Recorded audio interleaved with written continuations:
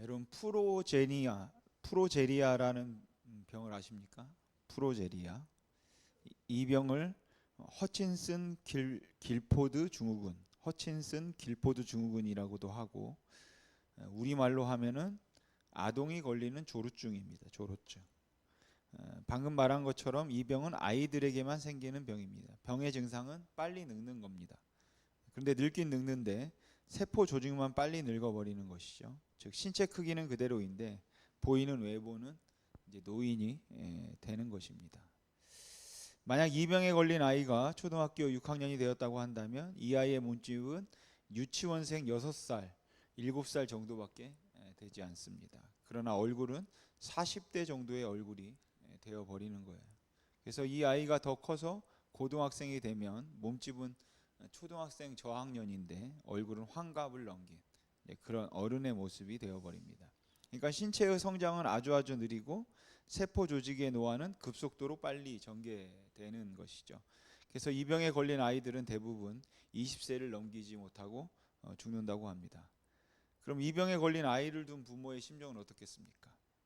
몸집은 자라지 않고 모든 기능은 빨리 늙어서 자신들보다 먼저 죽어가는 아이를 둔 부모, 그리고 그것을 그저 바라보아만 하는 부모의 심정은 아마 안타까운 마음에 매일매일을 눈물로 보낼 겁니다.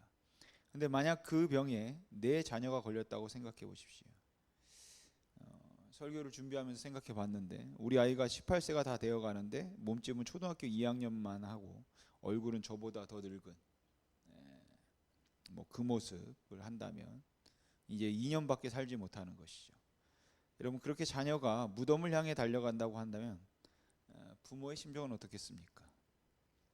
근데 오늘 본문에서 우리의 육체에만 이런 병이 찾아오는 것이 아니라 우리의 영혼에도 이와 비슷한 병이 걸릴 수 있다라는 말씀을 하고 있습니다. 바로 성장하지 않는 병, 성숙하지 않는 병, 미성숙의 병에 걸릴 수 있다라는 것이죠.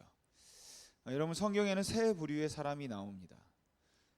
첫 번째가 이미 거듭난 성령의 이끄심대로 바른 그리스도인의 삶을 살아내려고 노력하고 그렇게 살아내는 자들입니다. 고린도서 3장 1절 말씀인데 우리 같이 한번 읽어보겠습니다. 시작. 형제들아 내가 신령한 자들을 대함과 같이 너희에게 말할 수 없어서 육신에 속한 자 곧 그리스도 안에서 어린아이들을 대함과 같이 하노라. 아멘. 여기서 신령한 자들은 헬라어 그 푸뉴마티코스인데 이것은 영적인 사람들을 말합니다. 영적인 사람들. 그래서 첫 번째 그룹은 신령한 사람이죠. 두 번째는 전혀 거듭나지 못한 세상 사람입니다. 전혀 거듭나지 못한 세상 사람. 우리 고린도전서 2장 14절 말씀 같이 한번 읽어보겠습니다. 시작. 육에 속한 사람은 하나님의 성령의 일들을 받지 아니하나니 이는 그것들이 그에게는 어리석어 보이며 또 그는 그것들을 알 수도 없나니 그러한 일은 영적으로 분별되기 때문이라. 아멘. 여기서 육에 속한 사람이 그 푸시키코스인데 이것은 전혀 거듭나지 못한 세상 사람들을 말하는 겁니다. 그런데 성경에는 또 다른 부류의 사람들이 있습니다. 아까 읽었던 고린도전서 3장 1절에 있는데 그 육신에 속한 자, 곧 그리스도 안에서 어린 아이들을 대함과 같이 하는 그 육신에 속한 자. 여기 이 육신에 속한 자는 고린도전서 2장에 그 육에 속한 자와는 다른 육신에 속한 자입니다. 이 육신에 속한 사람, 육신에 속한 자는 사르키코스인데 사르키코스 이것은 그리스도 안에 있는 어린 아이들을 말하는 것입니다. 그리스도 안에 있는 어린 아이들. 그래서 전 인류는 거듭난 하나님의 백성들은 푸뉴마티코스와 거듭났지만 여전히 어린 아이처럼 성숙하지 못한 사르키코스, 육신에 속한 자. 그다음에 전혀 거듭나지 못한 육에 속한 사람. 이렇게 세 부류 푸시키코스로 나눌 수 있습니다. 다시 말해서 성숙하지 못한 그리스도인들이 있다라는 것이죠. 사르키코스, 육신에 속한 자가 있다라는 것이죠. 그리고 오늘 본문은 그 성숙하지 못하고 있는 것에 대해서 말씀의 초모에 머무르고 있다. 이렇게 말씀합니다.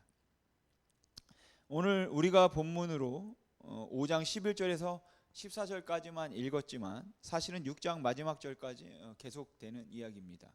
그리고 5장 11절부터 6장 마지막 절까지는 어떻게 보면은 약간 삽입되었다. 그러니까 가로로 묶을 수 있다라는 것이죠.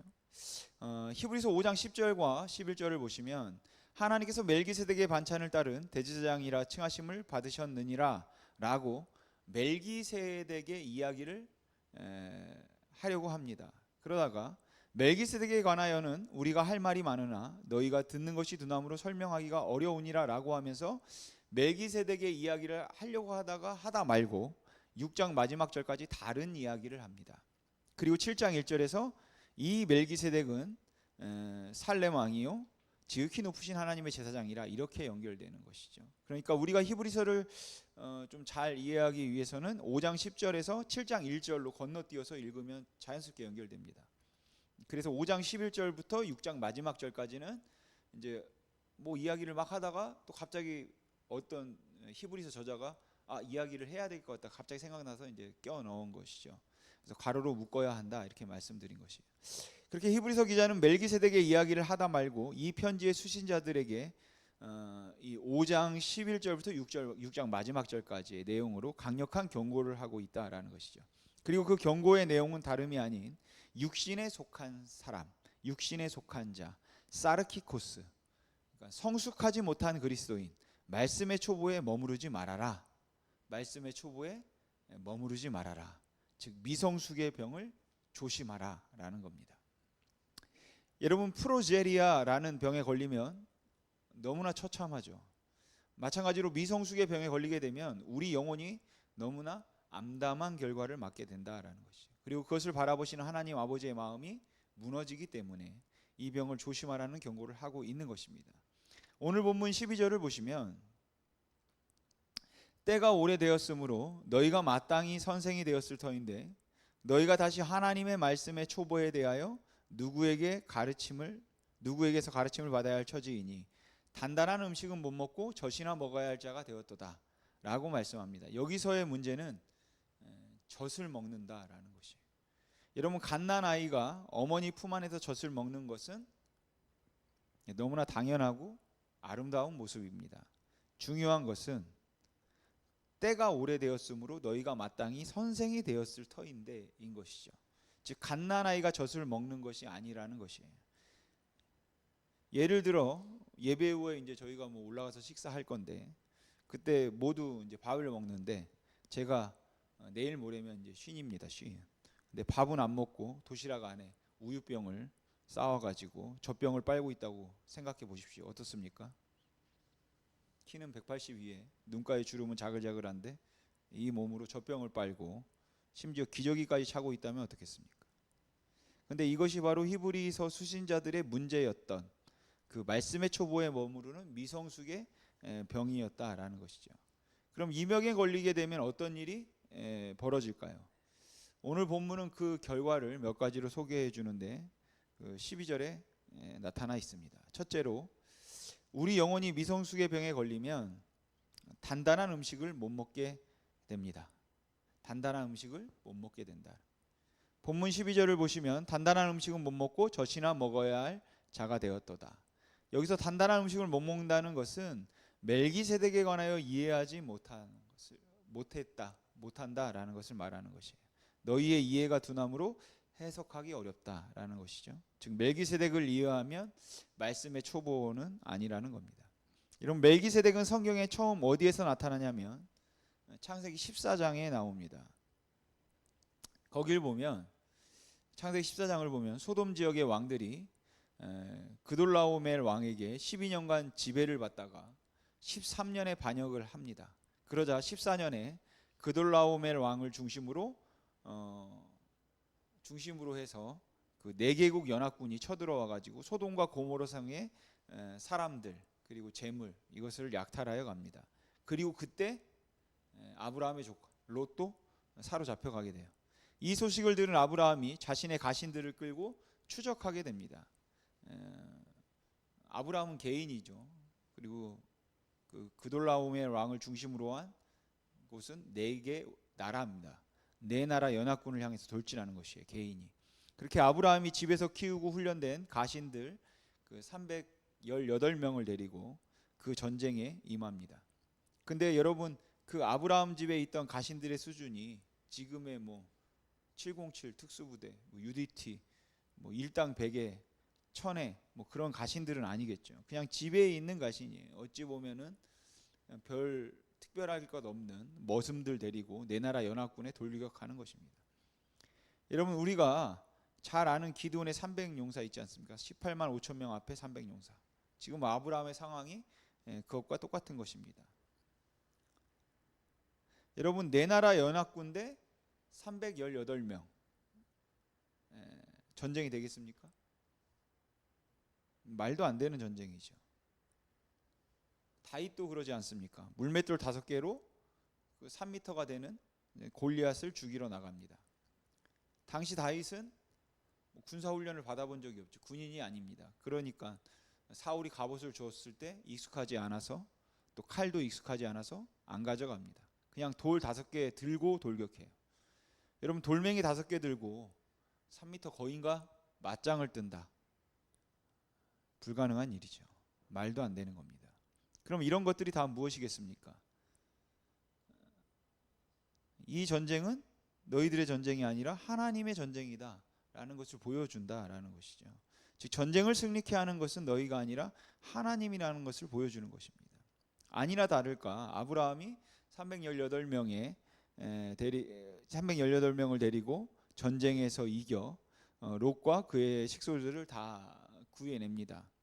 물론 그 정면으로 맞붙었다고 생각하지는 않습니다. 워낙 행렬이 길 것이고 포로를 끌고 가는 행렬이 있으니까 그 뒷부분만을 쳐가지고 끌고 나왔겠죠. 아무튼 그렇게 이겨서 오는 길에 바로 살레망 멜기세덱을 만나게 되죠. 근데 그 살레망이 와서 아브라함에게 뭐라고 그러냐면, 이 전쟁을 이기게 하신 분은 하나님이니까 하나님께 찬송해라 라고 이야기해요. 그러니까 아브라함이 그것을 금방 알아듣습니다. 그래서 아브라함이 멜기세덱에게 11조를 드리게 되죠.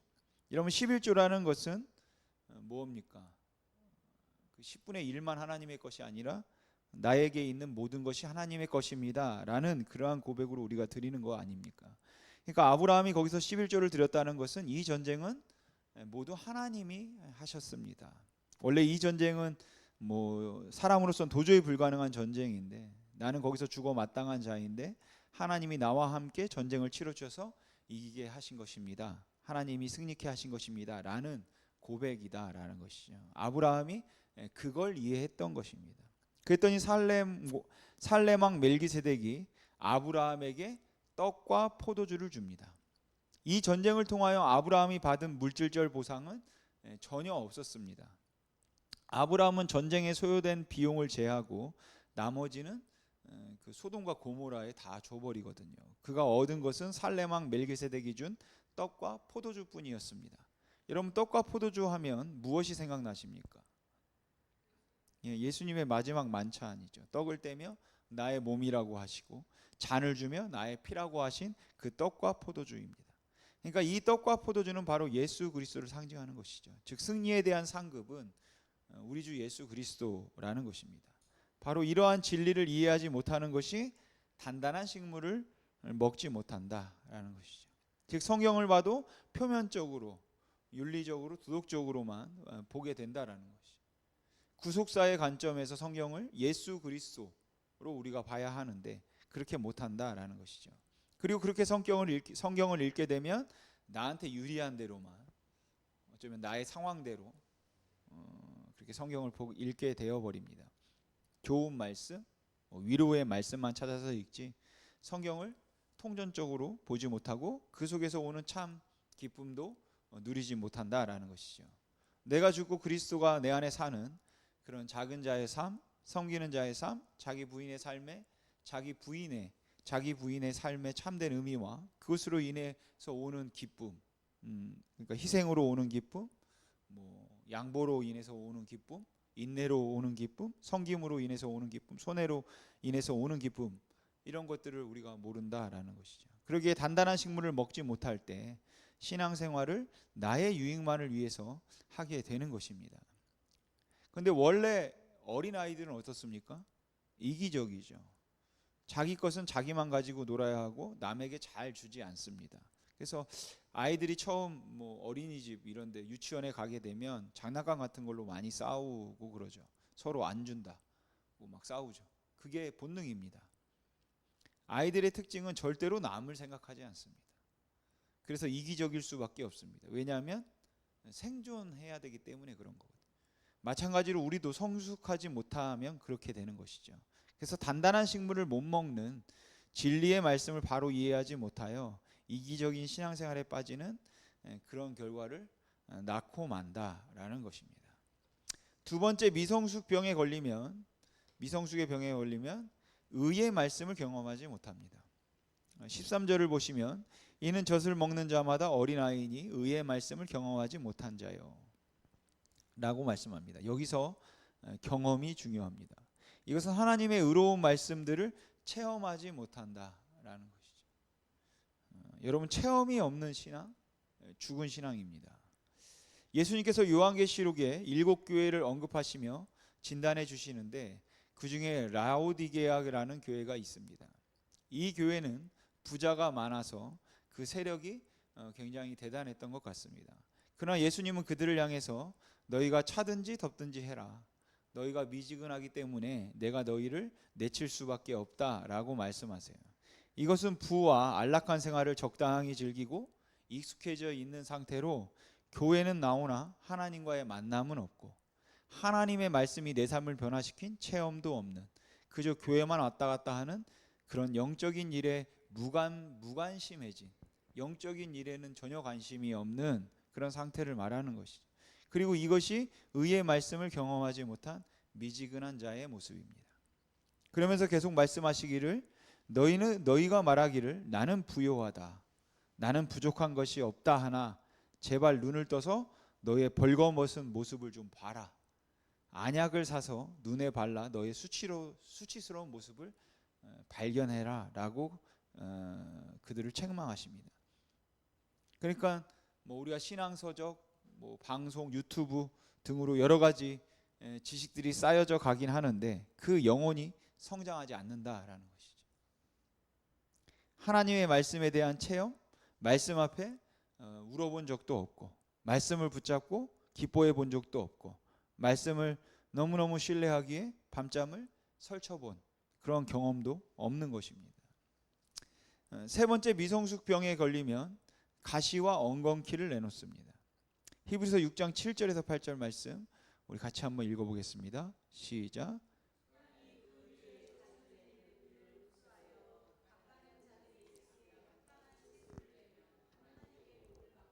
만일 가시와 엉겅퀴를 내면 버림을 당하고 저주함에 가까워 그 마지막은 불사름이 되리라. 아멘. 여러분, 예배에 와 있는 자체가 중요한 것이 아닙니다. 어제 비가 정말 앞이 안 보일 정도로 막 쏟아지던데 그렇게 매일 말씀을 비처럼 듣는 것이 중요한 것이 아니다라는 거예요. 여기를 보면 하나님 앞에 나와 앉아 있으면서도 그 마지막에 불사름이 될 수 있다는 것입니다. 예배를 지키고 설교를 듣는가가 중요하지 않습니다. 이것은 예배를 드리지 마라, 설교 듣지 마라가 아니라 예배를 드리고 우리가 말씀을 들을 때 내가 어떻게 반응하는가라는 것이죠. 어떤 열매를 맺는가라는 것입니다. 여러분, 아무리 의례롭게 예배를 드리고 화려한 조명과 화려한 세션에 두 손을 두고 찬양을 하고 좋은 설교를 들어도 우리가 가시와 엉겅퀴를 내면 그 예배가, 그 설교가 무슨 의미가 있겠습니까? 교회에서 찬양으로, 교사로, 청소로 여러 가지 봉사를 합니다. 예배도 안 빠지고 잘 드리고 설교도 막 적어가면서 아주 잘 듣습니다. 그런데 집에 가서는 가시와 엉겅퀴로 자녀들의 마음을 핥히고 아내와 남편의 마음에 상처를 주며 직장과 이웃에게 해를 끼친다는 것이 바로 가시와 엉겅퀴를 내는 미성숙한 자들인 것이죠. 여러분, 우리 모두가 사실 이 미성숙의 병에 걸릴 수 있습니다. 오늘 이 말씀을 들으면서 나 자신을 한번 돌아보는 시간이 되었으면 좋겠습니다. 영혼이 자라나지 않고 습관적으로 교회를 다니며 남을 평가하고 정죄하며 부정적인 말을 하며 예배와 가정생활이 완전히 분리되어 따로따로 놀고 있는 것은 아닌지, 그래서 내 삶에 엉겅퀴만 내고 있는 것은 아닌지 성령 하나님의 도움을 얻어서 나의 마음을 조명해 보시기 바랍니다. 여러분, 미성숙의 병은 무서운 병입니다. 그러면 이 병에 걸리는 원인은 무엇일까요? 명이라고 오타가 났네요. 병에 걸리는 원인은 그것은 듣는 것이 둔하기 때문입니다. 듣는 것이 둔하기 때문에. 오늘 말씀에서 하나님은 망설이지 않으시고 이 병의 원인을 이렇게 말씀해 주시는데, 우리 11절 말씀 같이 한번 읽어보겠습니다. 시작.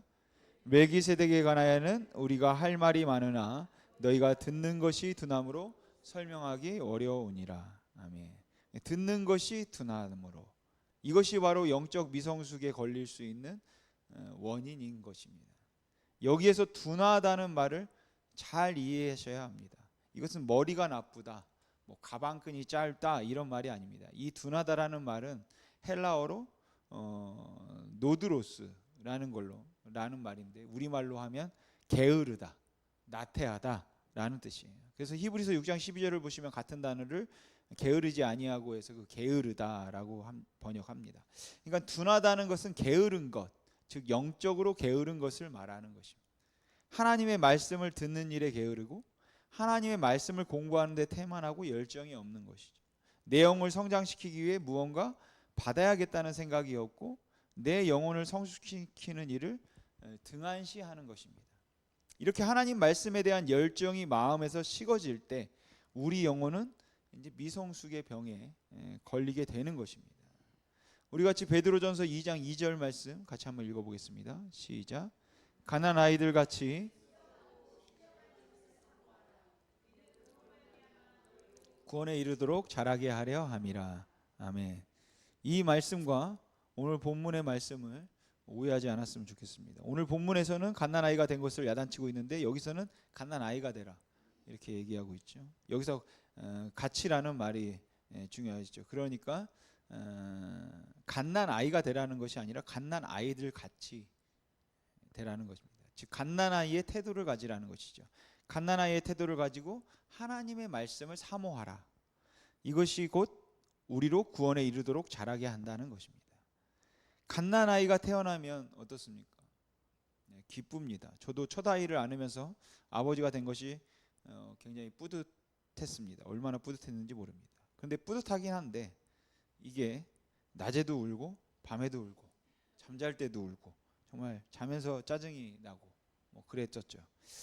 그런데 밤에 아기가 울 때 뭐 배고파서 울겠죠. 거의 대부분. 그러면은 내일 아침에 뭐 곱빼기로 줄 테니까 오늘은 그냥 자자라고 하면 아이가 그냥 잡니까? 아이는 전 먹을 때까지 웁니다. 독일 나치군이 유대인을 대상으로 실험을 많이 했는데 갓난 아이를 가지고도 실험을 했습니다. 그렇게 갓난 아이를 가지고 실험을 하는데 젖을 주지 않았습니다. 그랬더니 아이가 배가 고파 영양분이 부족해서 죽는 것이 아니라 울다가 지쳐서 죽더라는 것이에요. 이것이 갓난아이의 특징입니다. 이처럼 말씀에 대한 갈망이 있어야 된다라는 것이에요. 목마른 사슴이 시냇물을 찾는 갈급함 같이 우리 그리스도인들에게는 하나님의 말씀을 사모하는 그 갈급함이 있어야 될 줄로 믿습니다. 여러분, 우리의 영혼이 미성숙의 병에 걸리는 것은 듣는 것이 둔할 때, 즉 말씀에 대해 게으를 때, 말씀에 대한 갈망이 없을 때입니다. 그러니까 이 병에서 탈출하는 길은 목마른 사슴이 물을 찾는 것처럼 하나님의 말씀을 우리가 사모하는 것입니다. 마지막으로 이 병에 걸렸을 때 고칠 수 있는 처방을 두 가지 소개하고 있습니다. 첫 번째는 올바른 연습을 해야 한다라는 것이에요. 본문 13절을 보시면 대저 젖을 먹는 자마다 어린아이니 의의 말씀을 경험하지 못한 자요 라고 말씀합니다. 여기서 이 경험에 다시 주목하면 좋겠는데요. 앞에서 경험에 대해서 말씀드렸죠. 이 말은 하나님의 말씀을 생활에 적용하는 것이에요. 말씀을 읽다가 성령님이 내 마음에 찔러주시는 것을 내가 고치려고 애쓰는 것입니다. 어느 날 말씀을 듣다 보니 하나님께서 내 뭐 마음에 또 내 말에 어떤 습관을 찔러 주십니다. 그때 그 말씀을 생활에 적용하기 위해 애쓰는 것이, 연습하는 것입니다. 요즘 아이들하고 배드민턴을 가끔 치는데 제 아들은 이제 처음 배드민턴 채를 잡아봤습니다. 그래서 처음에는 뭐 공도 잘 못 맞췄어요.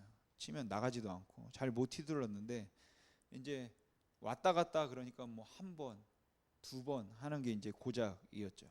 그렇게 잘 안 되니까 제 아들이 만약에 이제 잘 안 되니까 자기도 답답하겠죠. 그래서 유튜브로 배드민턴 잘 치는 법 영상만 주구장창 봅니다. 그렇다면 다음에 나가서 칠 때 잘 칠 수 있을까요? 안 되죠. 영상만 본다고 되지 않죠.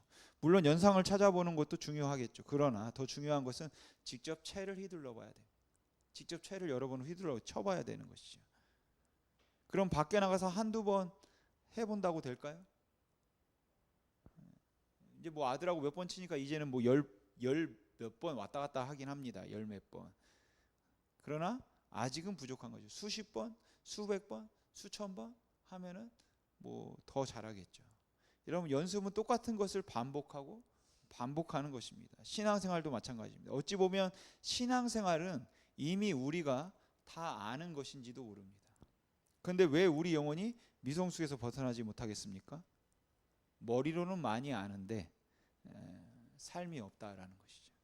반복하고 반복해서 연습하지 않는 것입니다. 즉 삶에 적용하지 않는다라는 것이에요.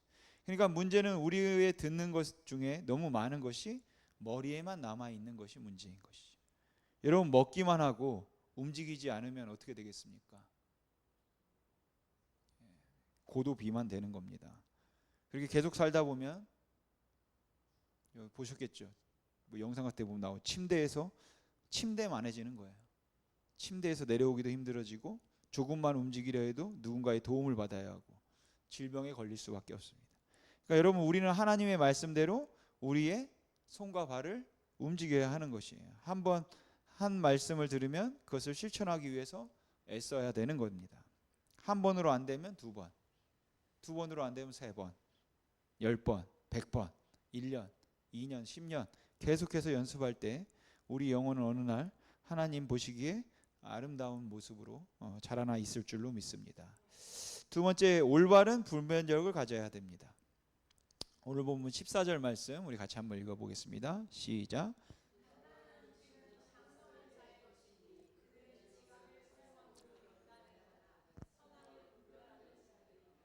아멘. 여러분 우리가 예배드리러 나오는 목적은 선악을 분별하기 위함입니다. 성경을 읽는 것도 선악을 분별하기 위함이에요. 교회에서 이 말을 하는 것이 선한가 악한가, 해가 되는가 덕이 되는가, 가정과 직장에서 이렇게 행동하는 것이, 이렇게 이야기하는 것이 해가 되는가 덕이 되는가, 이렇게 선과 악을 우리가 분별하는 것입니다. 여러분 교회에 오래 다닌 것이 중요한 것이 아니다라는 것이에요. 성경 말씀을 많이 잘잘잘 외우는 것이 그것이 중요한 것이 아닙니다. 무엇이 선인지 악인지, 즉 무엇이 하나님의 영광을 드러내는 것인지, 무엇이 교회의 덕을 세우지 못하는 것인지, 이것을 우리가 분별해야 하는 것입니다. 말을 한마디 하더라도 다른 사람이 상처받지 않도록 신중히 하고, 행동을 하나 하더라도 교회의 덕을 세우기 위해 해야 된다라는 것이죠. 심히 있는 교회 모든 성도님들이 그런 성도님들이 되기를 소망합니다. 그런데 이 선악을 분별하는 것은 저절로 되지 않는다 말씀하세요. 14절 마지막에 연단을 받아라고 말씀하시죠. 예배를 잘 드리고 갔는데 남편이 긁습니다. 아내가 긁습니다. 조금 봐줬는데 계속해서 긁어요. 그럼 어떻게 됩니까? 이대로 두어서는 안 되겠다 싶어서 오냐 너 죽고 나 죽자 하면서 멱살 잡고 뒹굽니다. 이렇게 하면은 여러분 예배 드린 것이 무슨 소용이 있겠습니까? 그러나 남편이 아내가 나에게 그렇게 악하고 잘못되게 할 때 기도하면서 쉽지 않겠지만 그것을 내 마음에 품습니다. 마음이 찢어질 마음이 아프겠죠. 찢어질 것 같겠지만 원수도 사랑하라고 했는데 저 왼수도 내가 사랑해야지라고 하며 품고 가는 것입니다. 어떤 성도가 나를 모함하고 해가 되는 말을 할 때도 마음이 찢어지겠죠. 그것을 가지고 전화로 싸우고 교회를 시끄럽게 하기보다 그 상처를 내 마음에 부여잡고 하나님 앞에 나아가 그 성도를 위해서, 또 아니면은 같이 믿는 사람들이라면 그분들을 위해서 기도함으로 우리가 그리스도의 몸된 교회를 아름답게 세워가야 된다라는 것이죠. 여러분, 그것이 우리가 연단을 받는 것입니다. 그렇게 내 마음이 연단을 받고 나면 다음에 내가 다른 사람에게 상처 입히는 소리, 우리가 더 자제하게 되겠죠. 아, 저 말은 악이 되겠구나. 저럴 때 화를 내면 상처를 입히겠구나. 저렇게 하면 하나님의 영광이 가려지겠구나. 이렇게 하면 교회의 덕이 되지 않겠구나. 분별력이 생기게 될 줄로 믿습니다. 이것은 하나님의 말씀을 여러분 듣는다고 되지 않는다라는 것이죠. 내 삶 속에서 상처들을 부단히 부여 안고 연단 받으셔야 된다라는 것이에요. 사랑하는 성도 여러분, 하나님은 우리가 너무너무 아름답게 자라나기를 원하십니다. 그래서 오늘 이 강력한 경고를 주시는 목적도 우리를 정죄하기 위함도 아니고 우리를 판단하기 위함도 아니고 저와 여러분을 하나님 앞에서 아름답고 성숙한 자로 세우시기 위함인 줄 믿습니다. 바라기는 우리 모두가 이 말씀 앞에 저와 여러분이 마음을 열고 나를 돌아봐야겠죠. 내 영혼을 돌아보고 말씀의 초보가 아닌 하나님 앞에서 계속해서 우리가 성장해가는, 성숙을 이루어가는 주님의 복된 성도님들 되시기를 주님의 이름으로 간절히 소망합니다. 기도하겠습니다.